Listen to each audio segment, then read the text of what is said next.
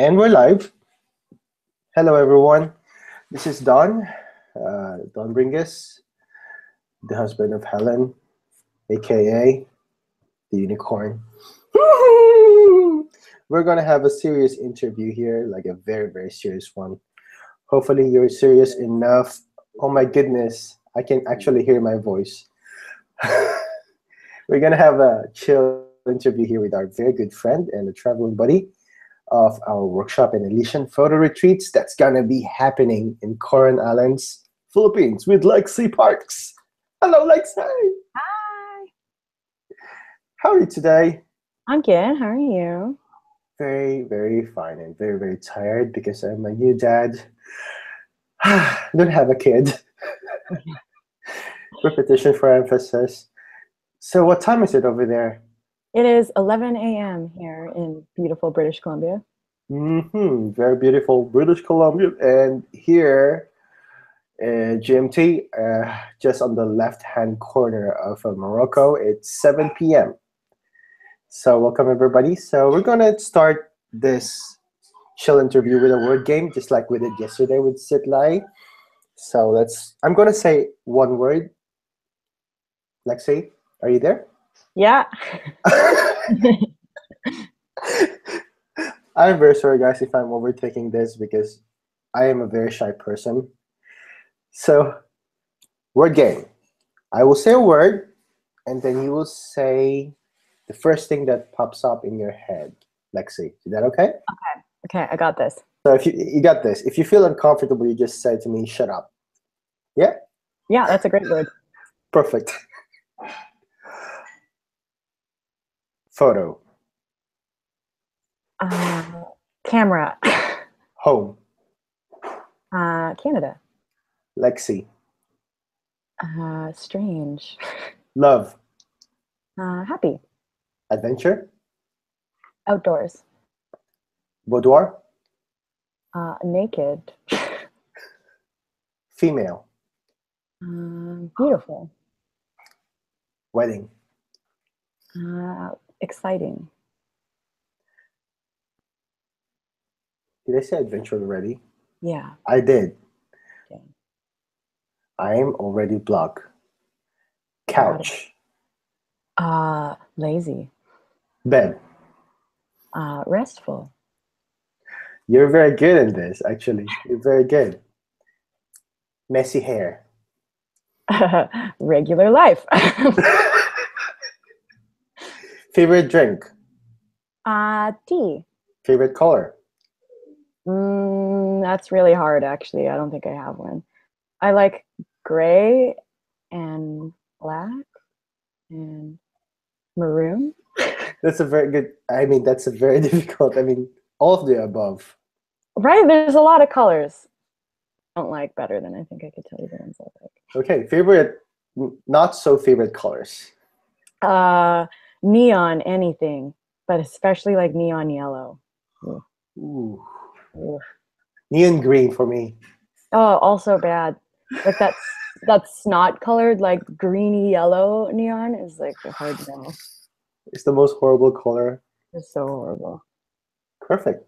Thank you so much for playing the game, and you survived. Bravo. So, we are here because we want to know about you as a person and as creative, Lexi. And thank you so much for hanging out with me. I'm so weird, and it's good that you said yes. Yeah. So I have my first question here, Lexi. How did you started in this wonderful job that we have as photographer? Well, I've been an artist of some type for my whole life. I've always had an interest in the arts. I started drawing first, and that's kind of been my primary art form for many, many years. I picked up a digital camera and a film camera when I was in high school and kind of got into that a little bit.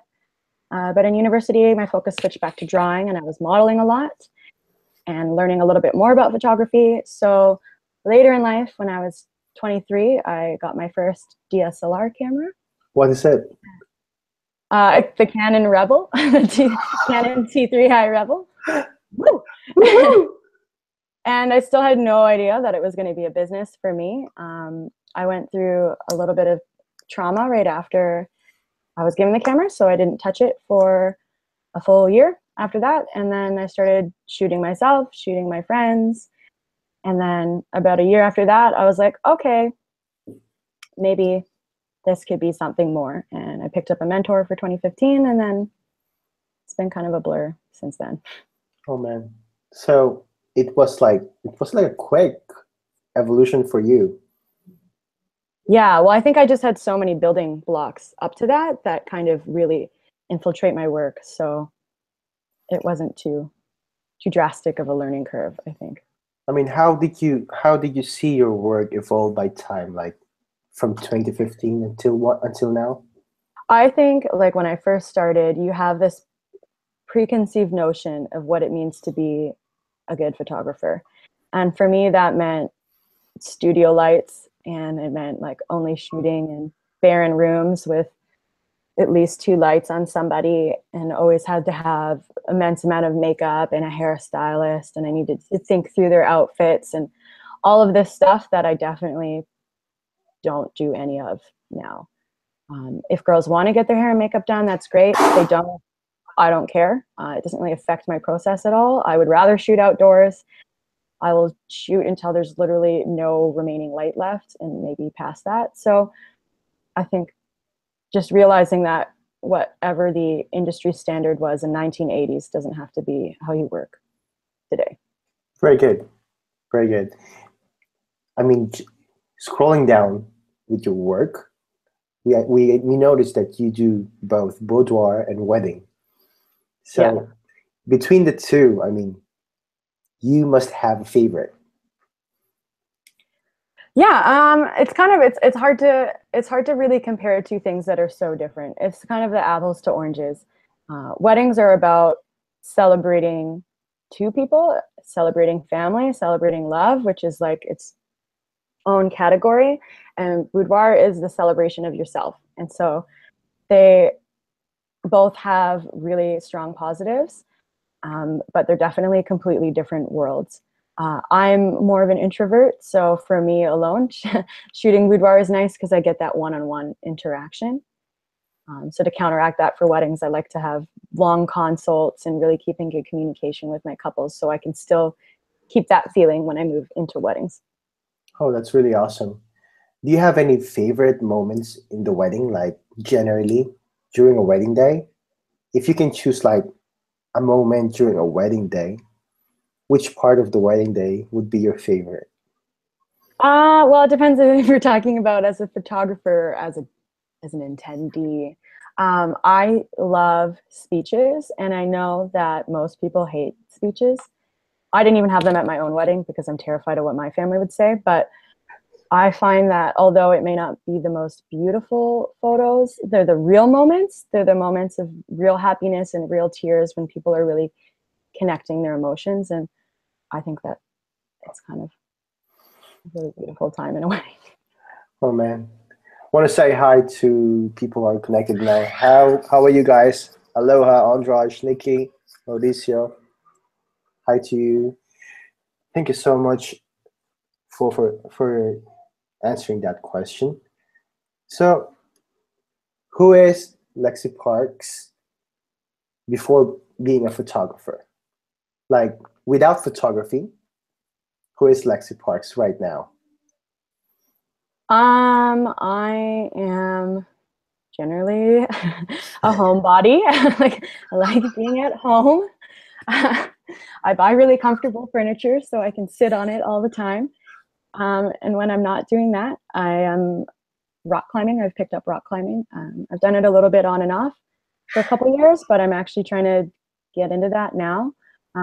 My husband and I are big outdoors people, so we like to go on couple day hikes and just get out as far away from the city as we can just to purely disconnect. Um, and yeah, other than that, I have a couple other random hobbies that I try to squeeze in, but Oh man, you had so much time. Like you are doing balancing act in your life. And that's the next question. How do you balance life work? I don't. And that's probably a problem. I think it's really hard to separate when you run your own business what your timeline is for work. Like when you work a 9 to 5, at 5 you're done, you leave, and you don't think about work until you go back to work at 9. Where like I wake up, I answer emails, I get something to eat, I post something, I answer more emails, I start editing, and like it's hard to turn that off. So I would say I'm probably not a good mentor for balance. I mean, yeah, I mean, each of us, thank you so much for being honest. I mean, each of us, we have our own weaknesses and we have our own strengths, and we have to recognize that. And thank you for recognizing it, Lexy. That's why I go hiking, so I can literally just be like, I don't have cell service. I'm sorry, I'm doing nothing. That's actually a very good excuse. I mean, you get healthier, and then you can have your private life back again. Yeah, I went on like a 2-week vacation this year to northern Where? BC. Just all over northern BC. So we started in Kelowna, and we're kind of on the border, almost on the border of the States, and then we just kind of drove like all the way up to the border of where you hit the northern border of the Yukon, and then we came back down. So you don't get cell service for a solid like 70% of that trip. So Wow. it was really nice to just for 2 weeks you can only check in every couple days, and it was a good vacation for that. You will love then Philippines when we go to those archipelagos. Like the worst thing the best thing that you can have of a self-service is the worst self-service. Like it's bad. You get lucky if you have a bad service. I'm all about that life, so it doesn't bother me in the slightest. That's really There's some quote where it's like, you may not get cell service on top of mountains, but you can be promised better connection, and I think that's very true. I really love that, and that is the main purpose why we're doing it, like in an abandoned place, like in a place in the middle of nowhere, because that's the time that we reconnect ourselves and reconnect to nature. Mm. And people want to say hi to you. Lexy. Frank says, Lexy, heart, blue heart, yellow heart. Mauricia said, love your work, Lexy. So people here are enjoying this one chill interview with you. So who Lexy Parks? I mean, where do you want to go in 5 years' time, in 10 years' time? I am not much of a long-term planner. I'm a really good short-term planner, and I'm really good at looking behind to move forward. So 5-year plans are always a little bit scary for me, especially as you know, as a married person, your plans also have to include the goals and achievements of your partner. I would say I definitely want to be in photography, and hopefully I think one of my goals is to learn how to integrate my personal work more into my business and have that be a stronger voice. And other than that, I love where I live. I love my lifestyle. And so that stuff I would just hope just gets better. Oh, thank you so much. So you talk about short-term goals. What short-term goals that you had put last year that you think you managed to reach this, like in the end of the season? Well, my goals at the end of last year, I was switching over how I do my boudoir. So I wanted to make it more about an experience and kind of more fulfilling, and less you show up, shoot, and then I don't talk to you and you get sent a digital link. I wanted to really kind of break that down. I think women really struggle with shooting such a vulnerable area of photography. So it's more about having a nice long phone consult, planning everything out with them. When they're in here, they already feel like they know me. And when we pick out their photos, they come back to my home studio and we sit down and we go through them together and really make them feel supported while they're making those decisions rather than alone. Yeah. And I've done that really well, and I've been getting a lot of good response from that. So that's been great. Also, I had a really random goal of hitting 8,000 followers on my personal Instagram. Yeah. And I'm pretty close, so I feel like I'm going to like just slide in. So I think that'll happen here shortly. So yeah. I mean, especially with this busy season, it's so hard to keep that goal. Yeah, I think it's coming through though. I'm only a couple hundred off, so I think I can make it if I really try. we're so bad in doing these things. And then, yeah, I also wanted to just work on kind of my word of mouth for weddings and let them kind of book themselves and have to focus a little bit less on kind of the fake advertising side of things that I feel like most photographers don't like doing. So Exactly. so far, so good. So yeah. Very well, very well. Well done. So I mean, by doing this like short-term goals, you actually feel fulfilled, isn't it? Every time you reach that goal. Mm-hmm. Instead of like doing a long-term goal like, okay, I want to be like this, or I want to be like him or like her. So let's talk about comparing ourselves to others. So have you found yourself in that moment in your career that you started comparing yourselves to others, and how negative or positive effect that it had on you? I would say in the beginning, it's really hard not to look at other photographers' work because you're still figuring it out. And I would say early in my photography, I was definitely copying more than I was creating. And it really started affecting my self-esteem about my work because I'm not doing what they do as good as they are. And I'm not doing anything for myself. So separating that and realizing that creating for me in the end of the day means more than necessarily creating something sellable. Mm-hmm. And so I tried to make that switch. And since then, occasionally, you know, you see something online and you're like, wow, that's amazing. I wish I took that. But rather than I wish I took that, it's I wish I could create something that has the same amount of feeling. And it's just taking the emotion of what you're seeing, and instead of comparing your work to them, seeing how you can really pull that in to your own photographs. That's a really very interesting way to see it, isn't it? Because most of the times we see, oh, I love that kind of light, I love that dress, I love that. Probably I put them in the same place and I'll take the photo. It's nice to hear from you, like, oh, I love the emotion that it transmits. Let me Mm-hmm. copy that emotion. I want that emotion in my photo. Mm-hmm. And then it just becomes more personal. So when you're using that as an inspiration, it's no longer going to be a replication. It's going to be something new because no human emotions are new, but how you translate those to your viewer can definitely change. So That's really awesome. That's really good.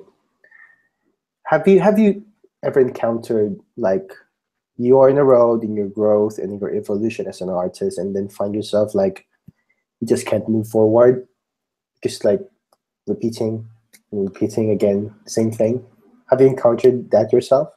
yeah, I definitely think that many of us kind of hit too much of a routine. And I think that routine can almost be the killer of creativity when you just let things happen rather than look for things to happen. And I hit that roadblock with client work, and generally it just means I need to do more personal work and then let that personal work change how I'm shooting my client work.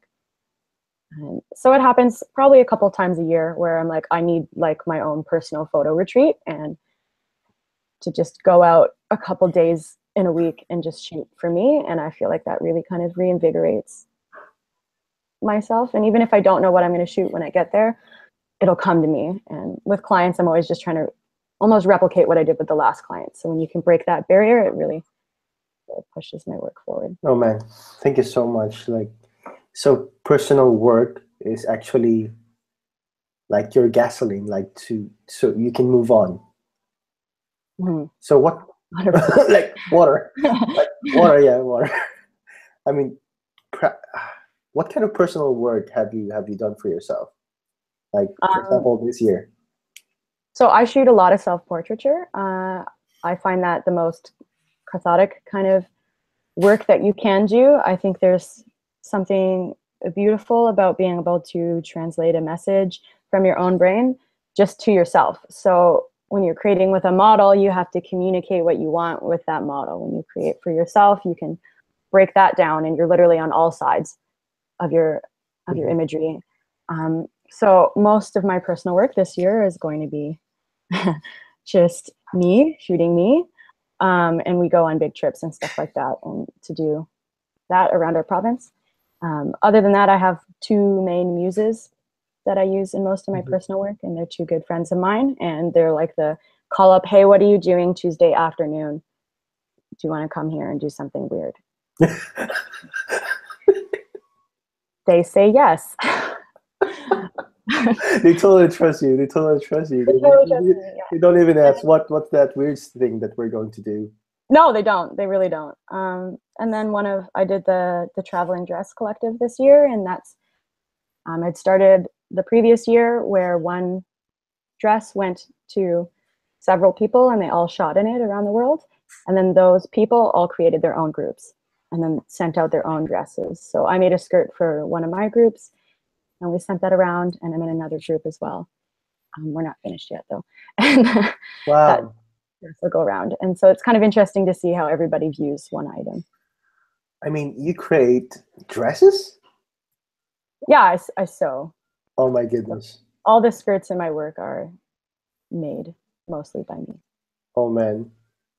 You're an artist. Like sewing is like it's like my nightmare.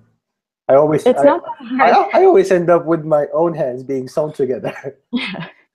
It's a lot easier than people think, really, if you just go at it. I had a really boring summer once where I just taught myself how to use a sewing machine. So.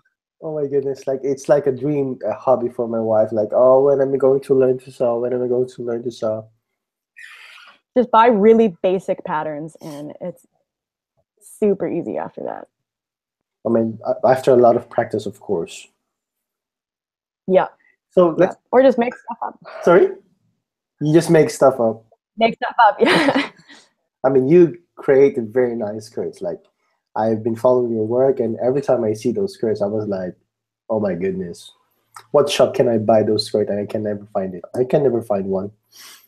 Well, they're like 3 meters long, so you can't really walk in them. So they're not really a great sales. 3 meters, my goodness. Yeah, I would say at least 1.5 meters up to 3 meters in length. So.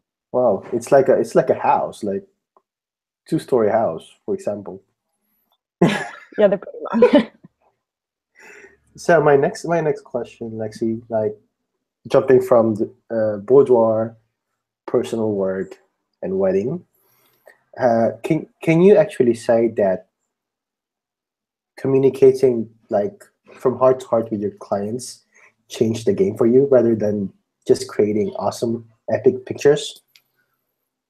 I think for weddings in particular, I am a completely different photographer. I'm more focused on what they want than I am on what I want. And I really try to let the day dictate how I shoot it and not just trying to dictate the day.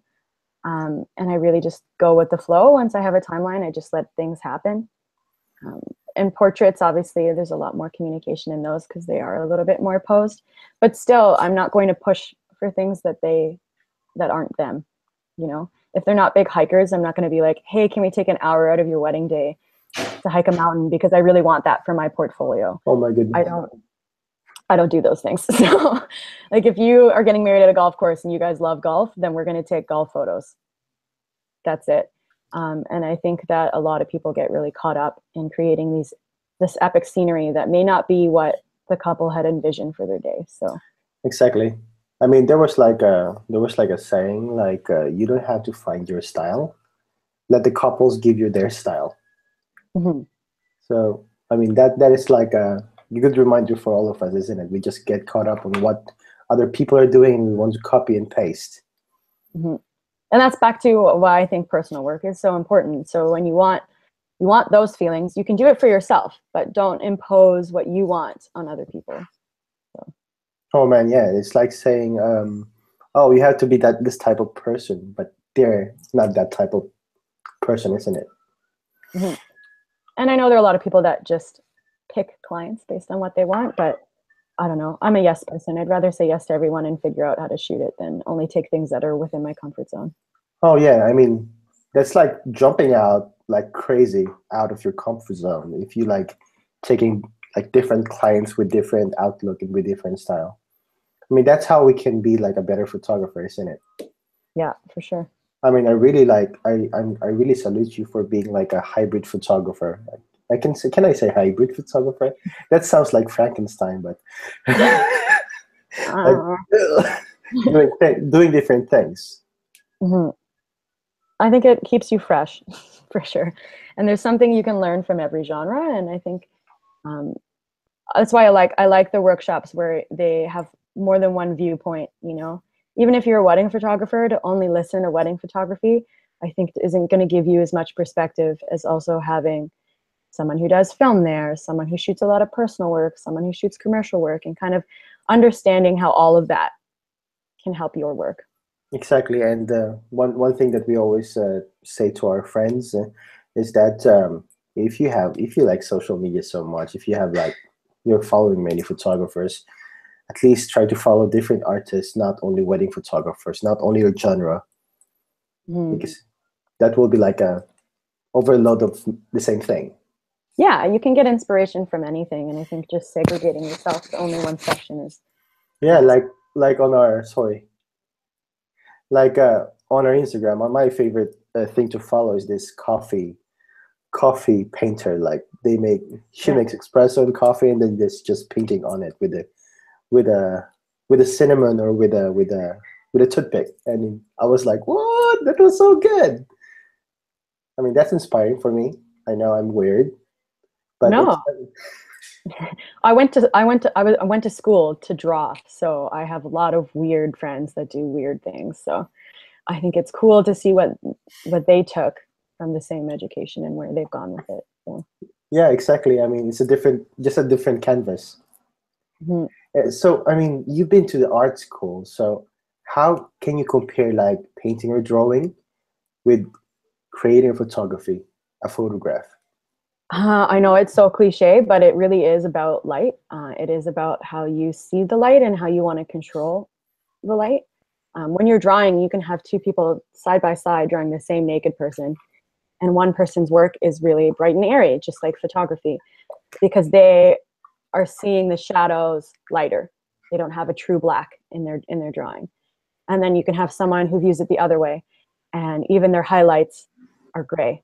And so everything is going to take on kind of a moodier tone. And it's really about seeing how you want the light to come through in your image. And I feel like that translates really well into photography.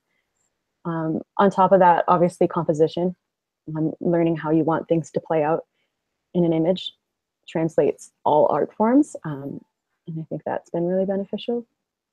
And I think those things continue through. Like if you look at my old drawings, a lot of it looks like the stuff I shoot now. So I would say that it's always been in me. Whether or not I learned that in school or it was just kind of innate, I guess it's hard to know. But That's very good. That's really a nice point of view. Like, I never imagined like drawing or painting can be like the same basics as photography, isn't it?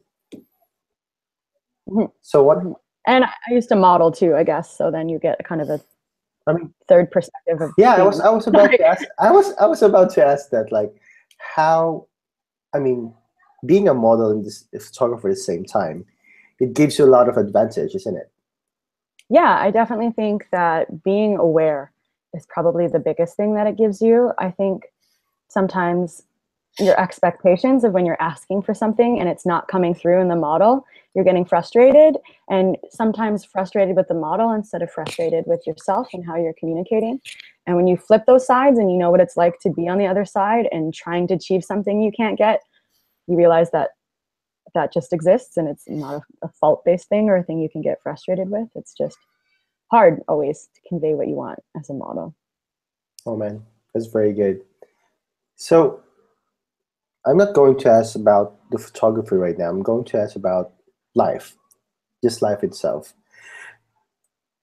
So during those times that you were like starting with your business until now, how did it change you as a person? I think like perseverance has got to be one of the number one things for new people, especially I started shooting when my husband started school. So he was in school full time and working part time. And I was working full time and doing photography part time. And so it was just a really busy time for both of us. And so it's hard to support each other when you're just trying to get by. And I think that definitely changed me as a person. It made me learn how to um, be there for someone else and still take time for myself. And I think that that's been really great. Also, it's made me better with people. I am a natural introvert, and I find myself now being more able to just talk to a stranger. I can be at the rock climbing gym and turn to the person next to me and start a conversation, where 4 years ago, I would never do that. Oh my goodness. Totally understand. Right? It's just like when you're in a wedding situation and you're constantly bombarded with people, it's overwhelming, but you do take something from that. Make those one-on-one stranger interactions easier. Oh man, that's really nice to know.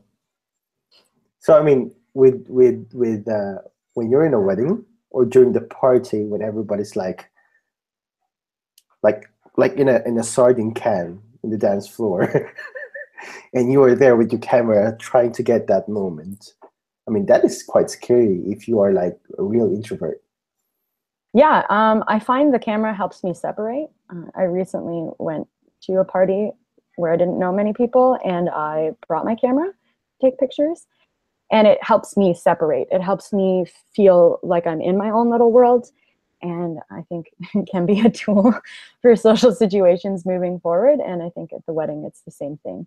I can kind of separate myself and zone into just what I'm doing, and kind of forget about the 100 people that are cramming in on my body. So Very good. That's very nice to know. Like many, like there's a user here. Like he says hi from Spain, hi, Manuel. His name is Manuel. Manuel. So in if you are going to if you're going to choose which is your favorite photograph that you have ever taken, do you have something in mind? It's Yeah. gonna be it's hard. Like I don't know. Like if somebody asked me, do you have a favorite photograph that you have taken? I have a bunch, obviously. Probably it depends. Like, I guess my favorite photo of somebody else is in the same skirt as my favorite photo of me. So it's kind of like annoying to post them side by side. But I have one of my friend Angie, who's one of my muses that I shoot with a couple times a year, and she's like overlooking the city, and it's after dusk, so all the city lights are on, and so the whole background's kind of blue with the yellow and Oh white light. yeah, I remember And that photo. she's in a red skirt, and that for me really kind of evokes what I want out of my photos, and it really kind of it embodies where I live, and embodies my friendship and my bond with Angie. Um, it has my skirts in it, so it's kind of another facet of what I do. And I really love shooting in that kind of after dark, dusk time of day. So that's probably a favorite for me. Yeah. And then the other one is that one, I don't know if you've seen it, of me and my husband, also in a red skirt, and we're on a rock, and there's a waterfall dropping right behind us. Oh, I love that. Like And I was looking at that photo. Man, your husband is so fit. yeah, I want he's like a that. model. I want that. He can model for you in the Philippines, I promise. I want that buddy. Like can I borrow his buddy? Yeah, you just have to work out like 5 days a week, rock climbing, and it just comes. Oh man, rock climbing so easy. I'll do Yeah, it's just a that. joke. Yeah. I'll end up dying, I promise. I'm like a jello. I just It wiggle. it develops fast. You'd be surprised. I have no upper body strength, and it's coming around now. So Man, it took you time. It took you time to do that. yeah. Oh yeah. Yeah. But it does happen organically. You'll just get stronger. Just lift your baby a lot. Oh, that will help. Yeah, baby lifts. Crunching your baby. It'll be great. I'm actually doing that lately. But you There. can she's like moving like crazy Tasmanian devil hell. Like she's like throwing everything in the kitchen and throwing many things here. Hope good thing like the cameras and the stuff are like Oh, of course. on Yeah. the top shelves. Let's get a little bit geeky over here. What are your favorite gear to use? So I am pretty much the opposite of a gear snob. I don't really care much about what I use. People always laugh when you're like, "Oh yeah, I used to shoot on a Canon Rebel," but it really didn't bother me, or I really feel like held me back at all. The only reason why I upgraded my camera from a Canon Rebel was because I was starting to shoot as a business, and I felt weird charging people when I was using a lower end camera. And then I was on a Canon 6D for a long time. And the only reason I upgraded was to have a camera with dual card slots. So yeah, that's a single card slot with the other one. So I now have a Canon Mark IV, but I don't love it any more than I love the 6D. It's literally just having dual slots, and I guess it has a little more dynamic range, so I can pull back from my highlights if I do overexpose. But I don't really care. My camera, I just don't. I'm not. When I get a new camera, I don't freak out when I'm editing because I think the colors are so different. It doesn't really bother me. And then for lenses, most of my lenses are cheap. I have the Sigma 35, which everyone complains about. I don't have a problem with it either. I think that's everybody's favorite, isn't it? The 35. But at the same time, there was like, all my focus issues. But I honestly don't like it focuses any poorer than my other lenses, so it doesn't really bother me. And then I have a Canon 50mm, Canon 85, and a Canon 1740. And the 85 and the 35 are generally what I'm flipping between. 50 is generally just when I'm in an indoor location that is not tight, so I don't need my 35, but it's not so big that I can shoot with my 85, then I'll pull out my 50. Other than that, I don't really use my 50. Don't. 17, yeah, I feel bad for it. My 1740 I use for landscapes, but I don't, and stars, but I don't really use it much unless I'm doing a really big group shot and there's like 100 people I need to get in, and it's nice to have that 17mm. But other than that. What is your editing process, Lexy? Like when you sit down after the shoot, what is your workflow process? Culling, obviously, takes a really long time for me. I struggle between, I like this photo, keep it, and then will the client like this photo? Not my favorite, but I feel like there's something here that somebody else might enjoy. And so that process takes a while. Then past that, obviously I have presets of every situation. So even if I purchase presets, I will tweak them to different situations. So I'll have a version for weddings, for outside, a version for receptions indoor, a version for my home studio, a version for sunset. Yeah. What are your favorite presets? Can I know? Yeah. So I'm a flint and steel addict right now. I use it on most of my work. And that's through Tri Breadleaf. And I just find that there's just 3 different ones that seem to work for all the situations I shoot in. So it's like an easy tweak. And really the only one that I use on top of that right now is I have an Lexy Kodak Gold blend. So it's a messed up preset. Yeah, it's like the kind of the colors and the vibrancy of Kodak Gold, which I love, but the tone curve from Lexy, which I really enjoy. And I have a kind of a hybrid of that. And I use that one a lot for wedding work because it just has a little more brightness to it, which I think just looks better for weddings than my moody normalness. Yeah. Why do you think like those warm and more colorful colors is better than a wedding? Yeah, like my work. As an artist. Yeah, my work is more dark, and I don't see that for weddings. I don't want your wedding photos to be 90% black. So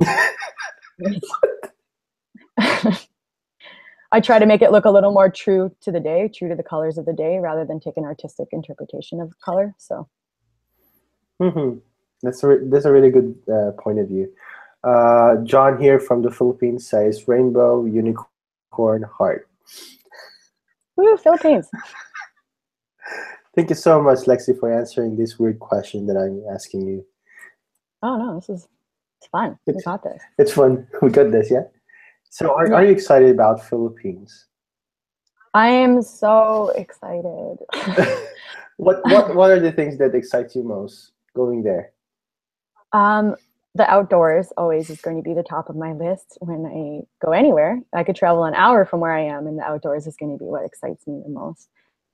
Being in a new environment and conveying how that feels to me is always my favorite part of traveling.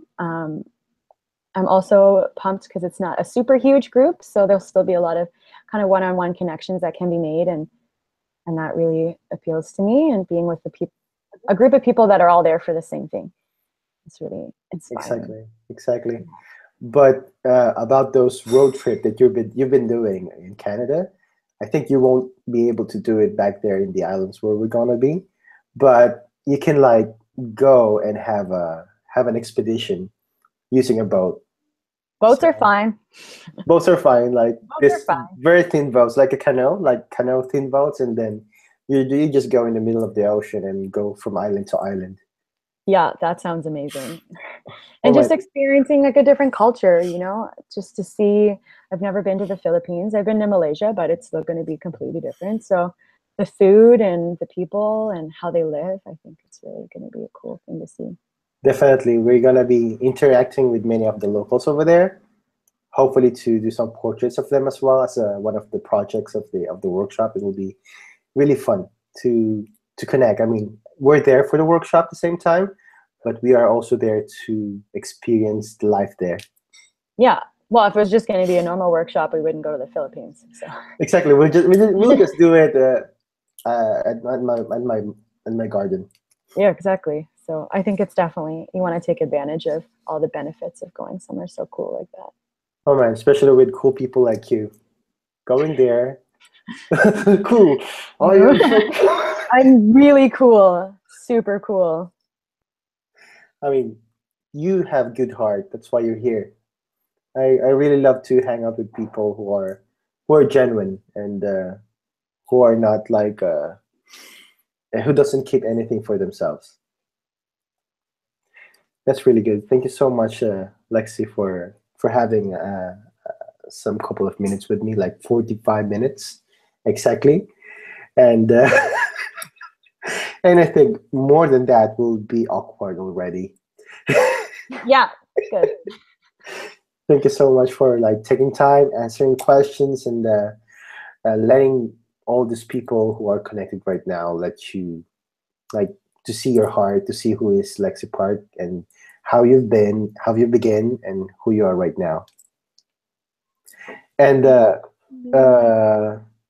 fun fact, I started with the Rebel as well. Yeah, Rebel Party. Rebel Party. Whoop, whoop. What was your Rebel though? What edition It, was it? I cannot actually say because in Europe it's by number.